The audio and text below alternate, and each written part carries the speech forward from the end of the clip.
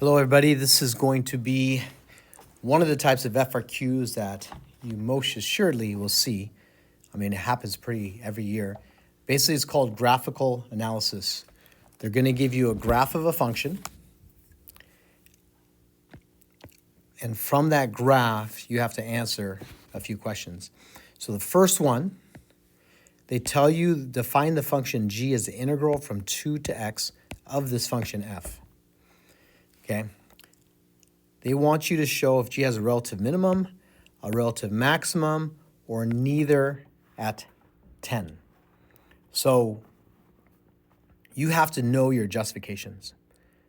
So let me bring those up real quick. Okay, sorry about that.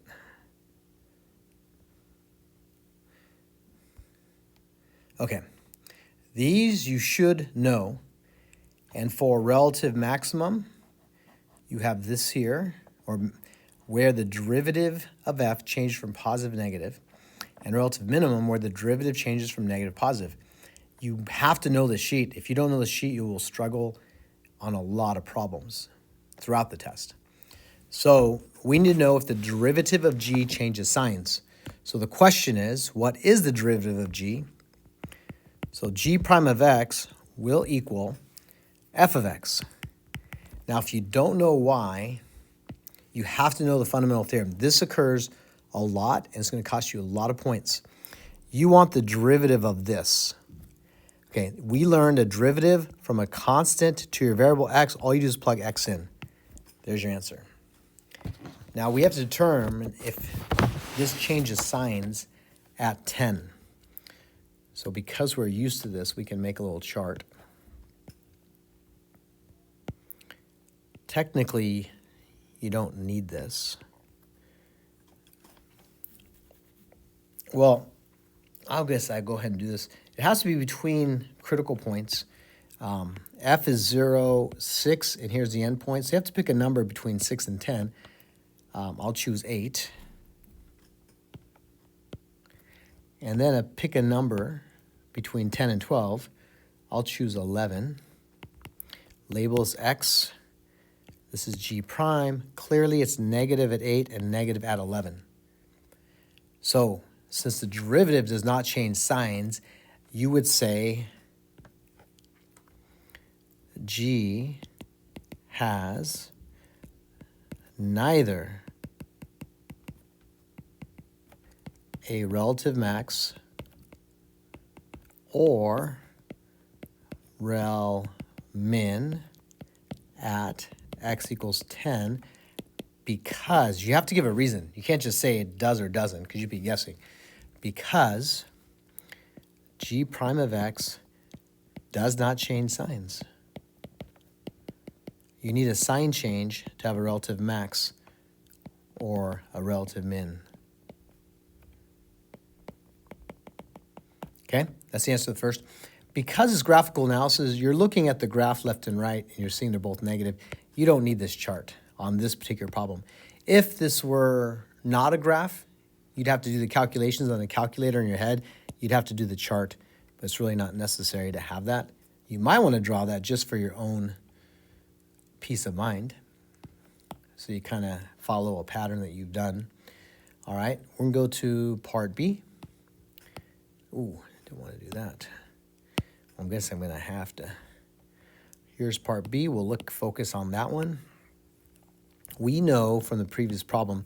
So anything you do in part A carries through. So you don't have to redefine the derivative of g. If you do it in part A, that's true for the rest of the problem. Basically, you have one big problem.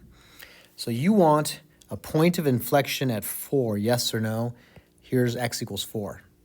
So if you look at your justifications, there's two ways for a point of inflection. Okay? One is the second derivative changes signs. You can go about and show that the second derivative changes signs by using, I'm not going to do this here, by using the fact if f is increasing, the derivative is positive. If f is decreasing, the derivative is negative. Maybe I'll talk about that real quick. I'll do this. So you could argue, since f, okay, we're looking at g, sorry. G prime is f. Since f is increasing here, therefore, actually G prime is increasing because f is G prime. If any function is increasing, its derivative is positive. That means the second derivative of G or the first derivative of f is positive. So that's how you get the second derivative of G positive. Same argument here. F, which is G prime, is decreasing. Therefore, f prime, which is G double prime, is negative on that interval. So you had it positive here, negative here. It changed signs at 4. That could justify an inflection point, but that's way too much work. Because if you look at our justifications, we have one here that's much easier. This one. F has an inflection point at x because the derivative of f changes from increasing to decreasing, or the derivative of f changes from decreasing to increasing. Much easier. So look, f changes from increasing to decreasing at 4, but f is G prime. So that's what you're going to state. F, which is the derivative of G, changes from increasing to decreasing at x equals 4. Therefore, G has an inflection point at x equals 4. That's all you need. That is the justification for an inflection point at x equals 4. All right, let's move on to part C. Let me erase this stuff.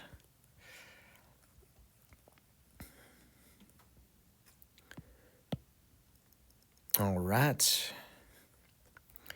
Find the absolute minimum value and absolute maximum value on the interval from -4 to 12. So absolute minimum, absolute maximum. Where do minimums and maximums occur? You should all in unison say at critical points or endpoints. That is on this justification sheet here, I believe. Yes, number 3.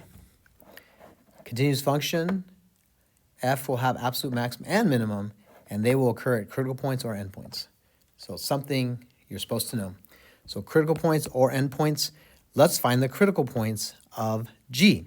You should know the critical points is where the derivative is 0 or undefined. So G is 0 at, so on the test, I would give you a point for set in G equals 0. I should have been breaking down points earlier. That's going to occur where? At x equals -2, 2, 6, and 10. Oh, yep, -2, 2, 6, and 10. And you want the absolute maximum and minimum, so we have to find the value at G at all those points. This is called the candidate test. These are the possibilities, and I need -4 and 12 also, the endpoints. That's a lot of points. Now, I will say a few things. You could argue that at 2 and 10, you have neither relative max nor relative min because the derivative does not change signs. And you could avoid doing those, but you'd have to make that argument. I think it'd be easier just finding the value of G at all these points. So G at -4, G at -2, G at 2, G at 6, G at 10, and G at 12.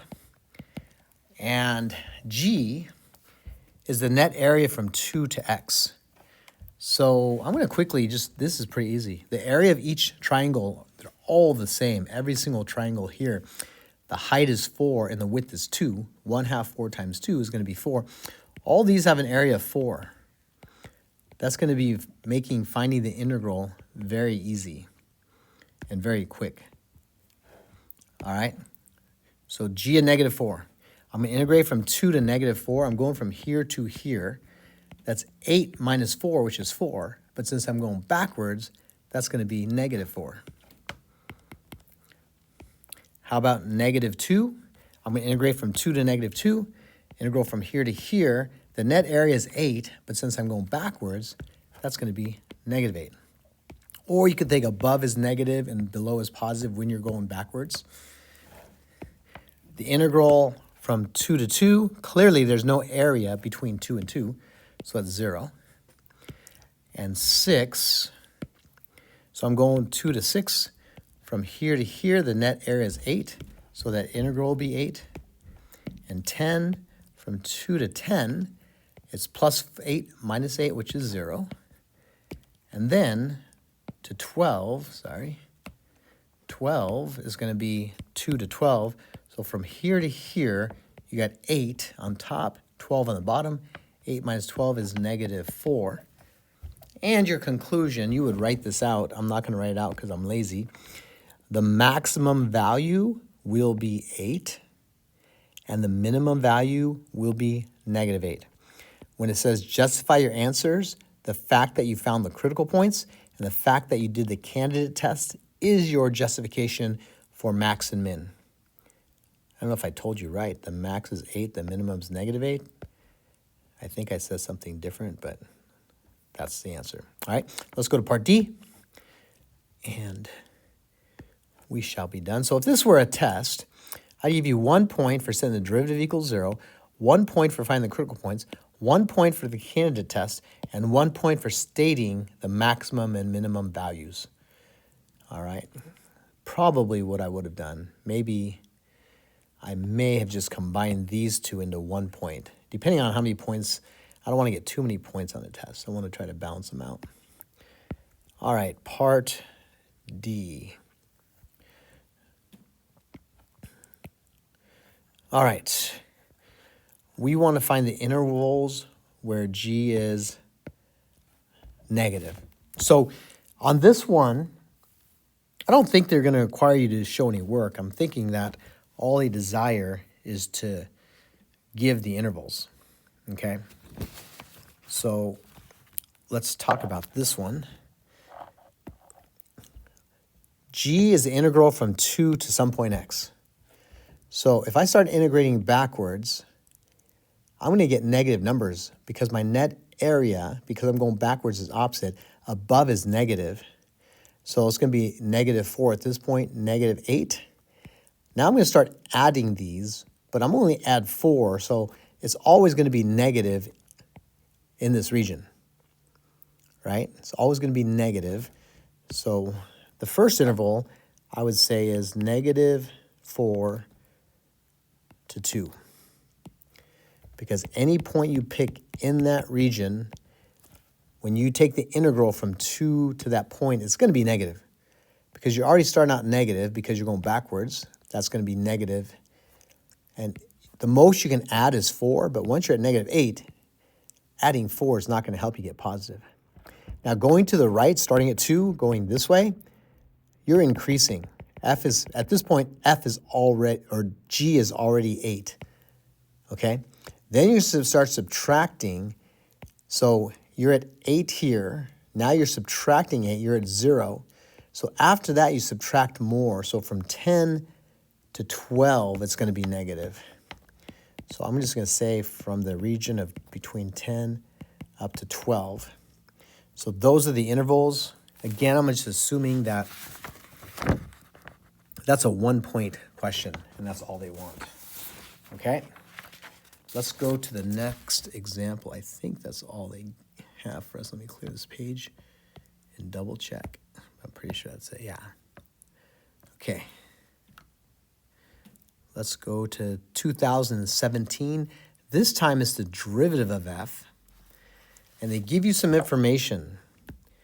I highly recommend that you annotate this, or you're going to forget that information is available to you. Semicircle, just know that's a semicircle, so you know the area of that piece, and the rest are line segments. That's what they're telling us. So the important point is knowing that's a semicircle. All right, let's do part A. Let me annotate this above because I'm going to be erasing this stuff here.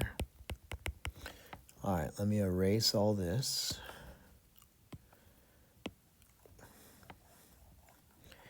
All right, f of negative 6. This is going to be fundamental theorem of calculus. This comes up so much throughout the test. If you don't know this, you need to get to the point where you understand this. So they want f of negative 6. We have f of negative 2.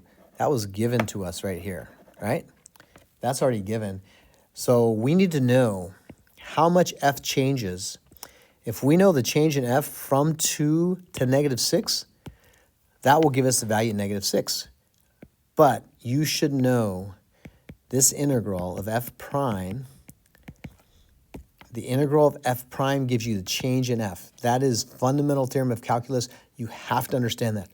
So this says if we know the value at negative 2, how much f changes from negative 2 to 6, which the integral of f prime gives you, that will give you the value at 6. So this would be 7, because we are told at negative 2 we have 7. And then this integral is the net area from negative 2 to negative 6. Well, here's negative 2, here's negative 6. What's the area of that triangle? I'm just going to put that here. It's 1, 2, 3, 4 on the bottom, and 2 that way. Yeah, that's how you write it, 2. 2 that way. The area of that triangle is 4. So the integral from negative 2 to negative 6, I'm going backwards, is going to be negative 4. And that's the answer. You don't have to add those, because if you do it incorrectly, that's not good. Okay? So it's f of 5, f of negative 6. Now they want f of 5. It's the same process, but now we need to know the change from negative 2 to 5. The derivative of f at negative 2 is still 7. Now I need the integral from 2 to 5. Negative 2 to 5, sorry, from here to here. This is a semicircle. The area of the circle is pi r squared. So if this were a circle, the area would be pi times 2 squared, but it's half a circle, so it's over 2, plus 2 pi is the area. This triangle, the height of 2 and a base of 3, 1/2 2 times 3 equals 3. So what is the net area? From here to here, it's going to be negative 2 pi. And then here to here, it's going to be plus 3. So it's going to be minus 2 pi plus 3. You leave your answer like that. That's all you need. All right. So that is the first one, part A. Let's go to part B. Again, justifications. How do you prove that a function f is increasing? Okay. How do you prove a function is increasing? Going back to our justifications, increasing, decreasing, we can do that by showing the derivative positive or negative. We have to state that. That is our proof. That is the theorem we're going to use to prove that. So where is f increasing? Where the derivative of f is positive, right? Well, this is the derivative of f. Where is it positive? Let me erase some of the mess I made.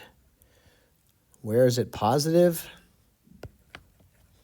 Hopefully I won't need that in the future. F prime is positive in this region, in that region, right? So simply I could say f is increasing on the interval, not at. At's at a point. On is an interval.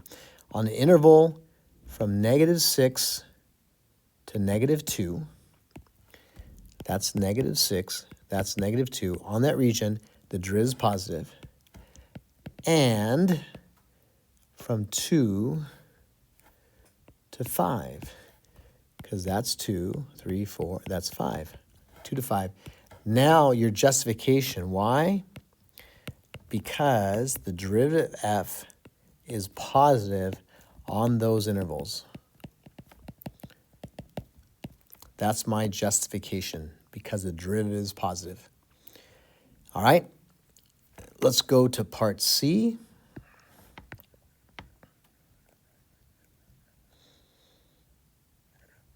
Whoopsies, a little too much there. Find the absolute minimum. We just did that. You should know absolute minimums occur at critical points or endpoints. So the first thing you should do is find critical points, and you set the derivative equal to 0. Where does that happen? Looking at the graph, that's going to be -2, 2,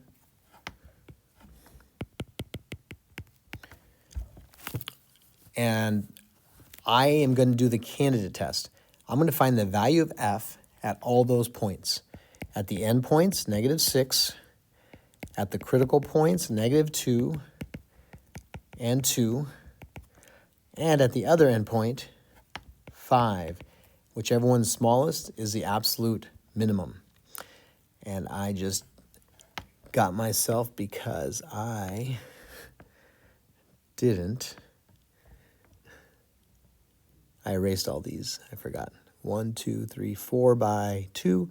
That was 4. That's 3 by 2. That area, that's 3. That's 4 pi. So the area, that's 2 pi. All right. So what's f at 6? Oh, man. And I realized that I found some of these in part A. In part A, f of -6 was 3. I'm going to write that down. We found that in part A. And we found f of 5 was 7 minus 2 pi plus 3. We found that in part A. So now let's do this. Well, f of -2, we already have that. That's 7. So it's kind of nice. I only have to find one of these. What's f of 2? F of 2, let me do it up here, is going to be f at -2 plus the change in f from -2 to 2 by integrating the derivative of f. So that's going to be negative or positive 7 plus the integral from -2 to 2. I'm going from here to here, going that way. So it's going to be minus 2 pi. So it's going to be 7 minus 2 pi. All right. So the minimum value, 3 is smaller than 7. 2 pi is about 6. 7 minus 6, right? This is 10 minus 6. 7 minus 6 is going to be the smallest. Therefore, the minimum value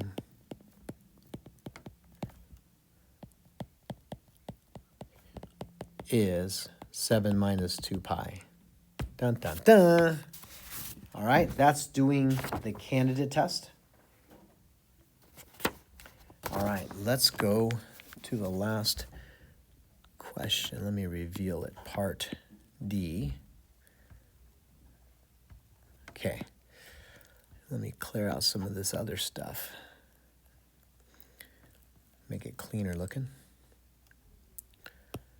All right, what's the question asking? For each, okay, let's talk. Find the second derivative at -5 and the second derivative at 3. Find the value or explain why it does not exist. Okay.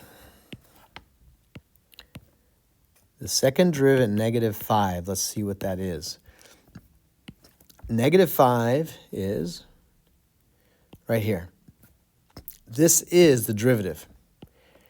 The second derivative is the derivative of f. How do you find the derivative of a function? It's the slope of the line. This slope is the derivative of -5. Okay?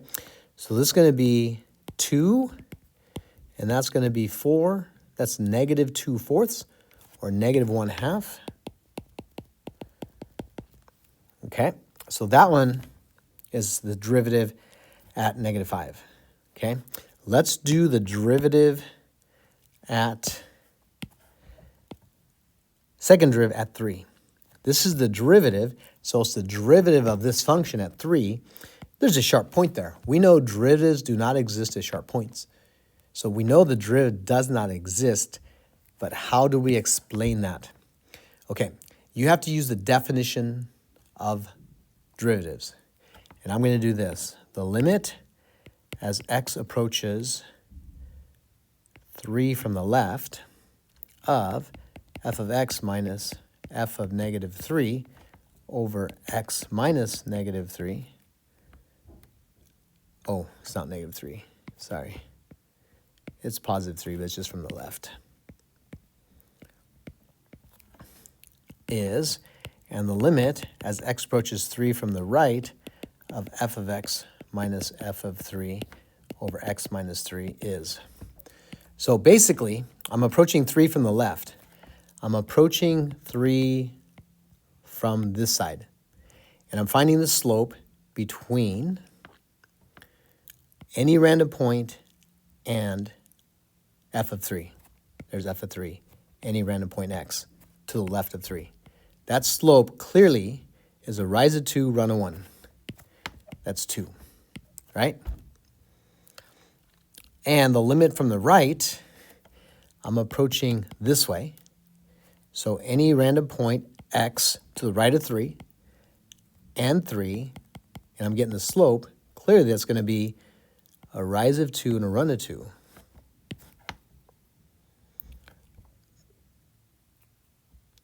Rise of 2 and a run of 2, that's going to be 1. Sorry, I messed up. That's negative 1.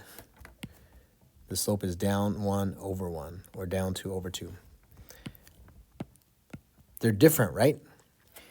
So that limit as x approaches 3,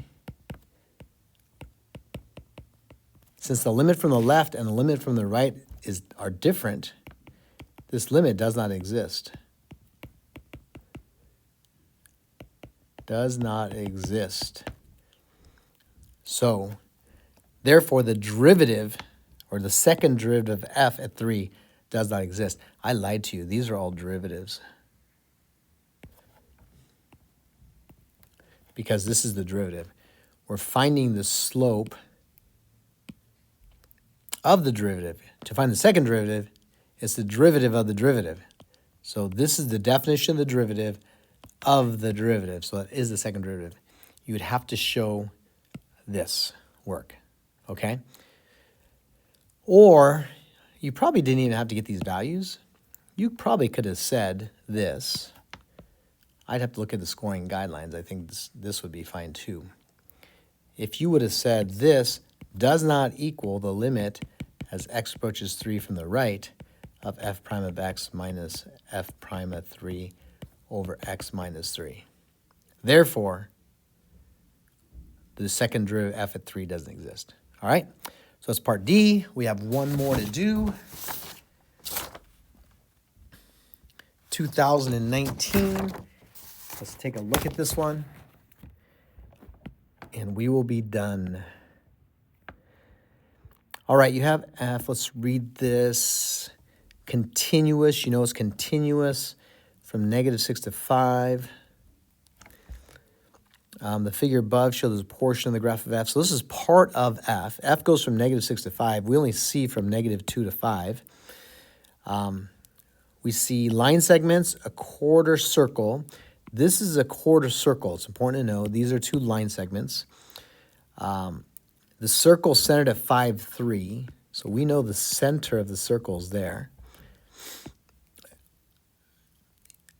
And we know that 3, 3 minus radical 5 is on the graph. So we know 3, that point is given to us.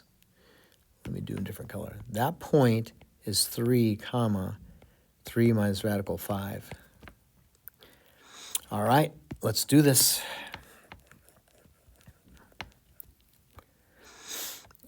We know the integral from negative 6 to 5. That's some point out here. So the integral from here all the way to here is 7. The net area is 7.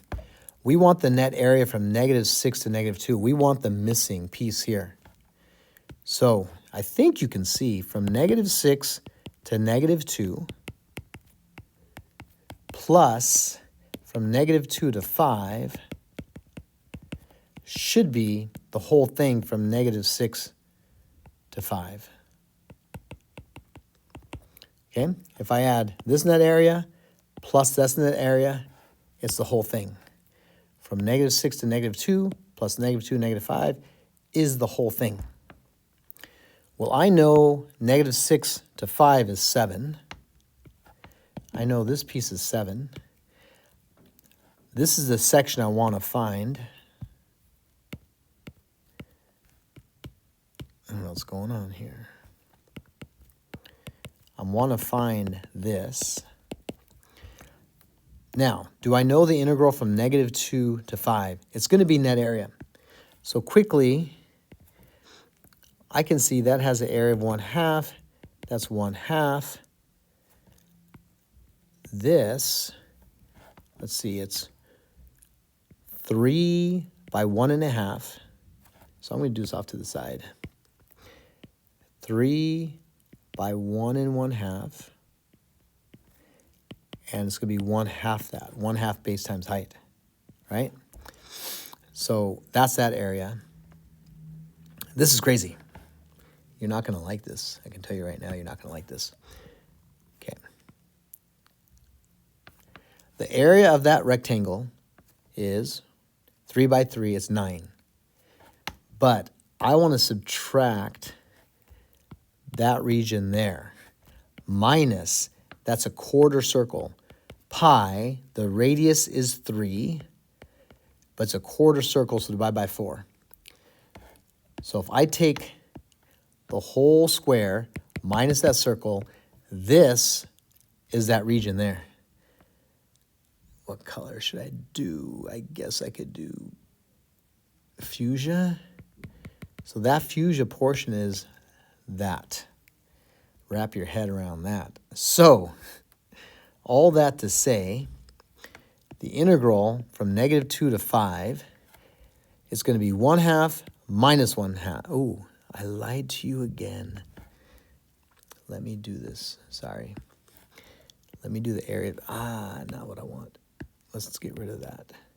What's the area of that bottom piece? That's going to be 1.5. That's going to be 1. So it's 1/2 times 1.5.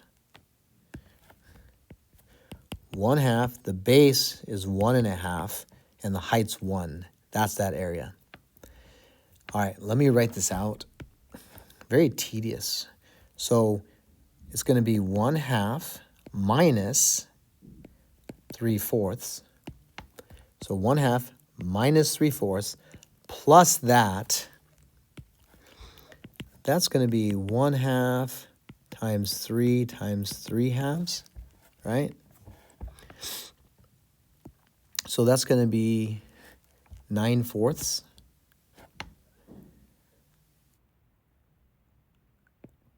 Plus 9/4 plus that thing.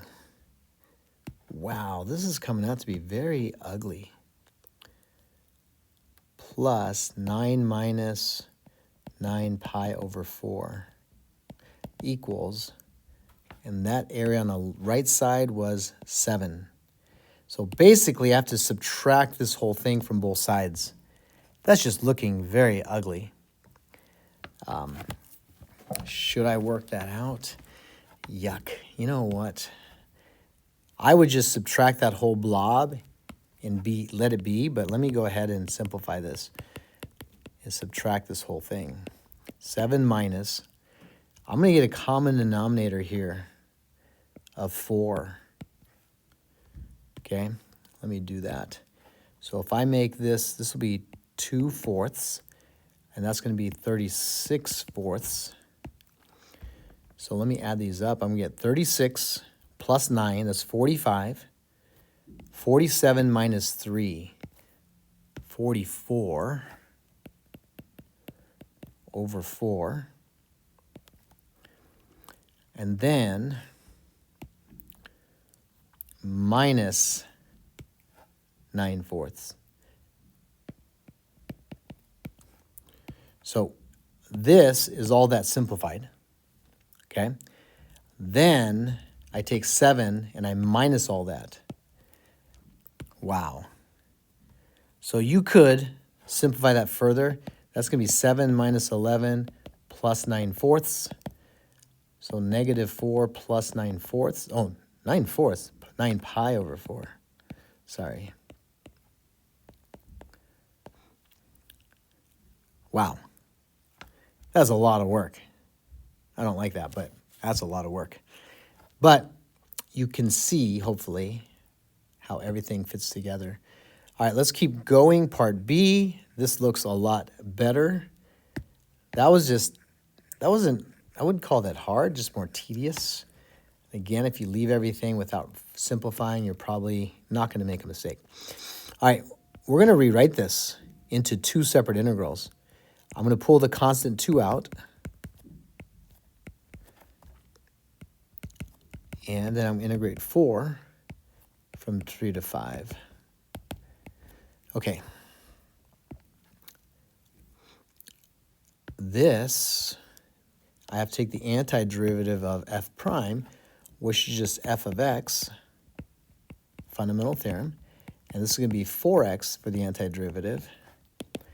And then 2 f of 5 minus f of 3 plus 4 times 5, 4 times 3. Just plug in 5, plug in 3, and subtract. What's f of 5? You have to look on the graph.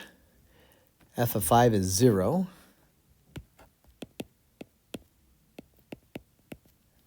Oopsies. Minus, what's f of 3? Look on the graph. F of 3, they tell you, is 3 minus radical 5.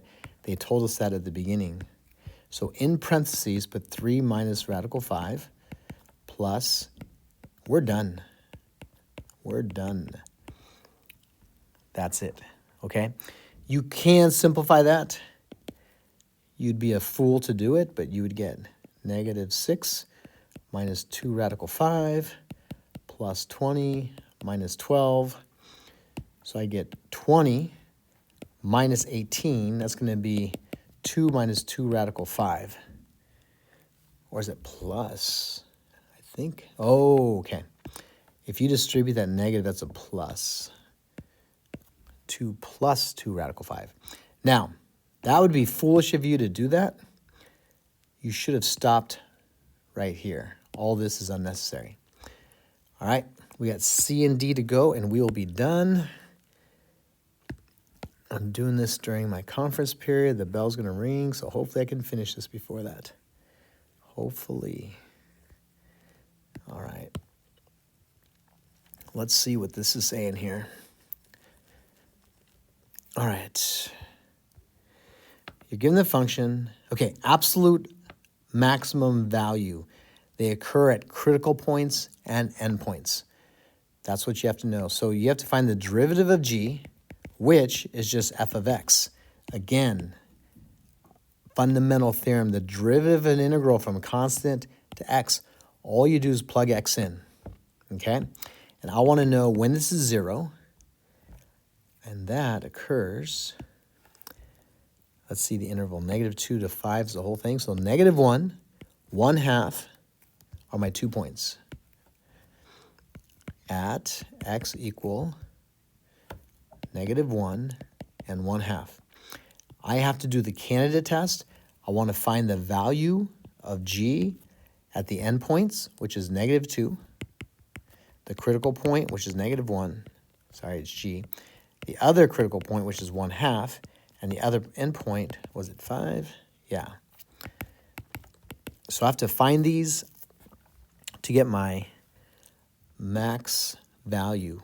So the easy one is going to be negative 2, because the integral from negative 2 to negative 2 would be 0, right? Okay, we're going to go from negative 2 to negative 1. From here to here, that's going to be 1/2. The net area is 1/2, it's going to be 1/2. So up to 1/2. So from negative 2 to 1/2 is going to be 1/2 minus 3/4, right? We have these areas. And then g at 5 is going to be 1/2 minus 3/4 plus that plus that.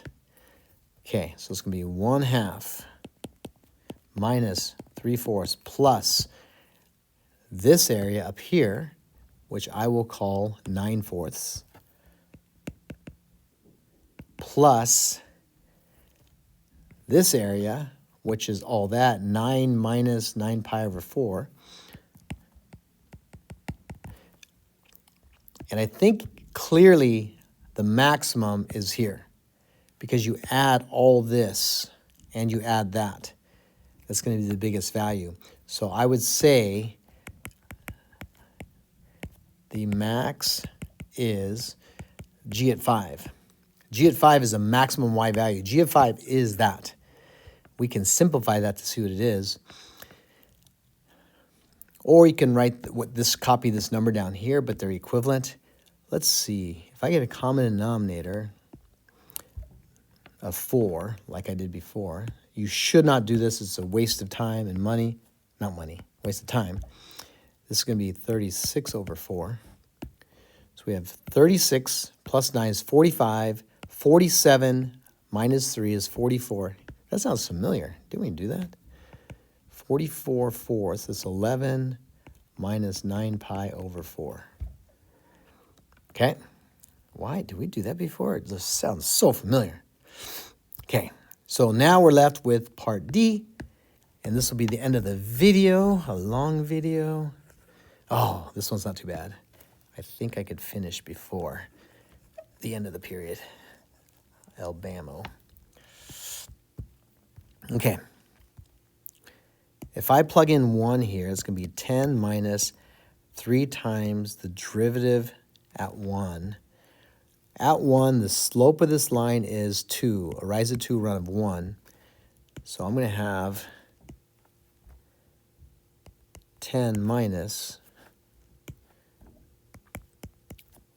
10 to the 1 minus 3 times 2 over, and then f at 1 is 1. 1 minus arctan, whoa, I don't know what happened. Arctan 1 is asking what angle has a tangent of 1? That's pi over 4. That should be the answer. I can multiply everything by 4 to make it prettier. But you shouldn't simplify. Just leave it like that. That's the answer. I was hoping that would be a L'Hopital's, but it wasn't. All right, so hopefully you understand that. That's it for this video. Bye-bye.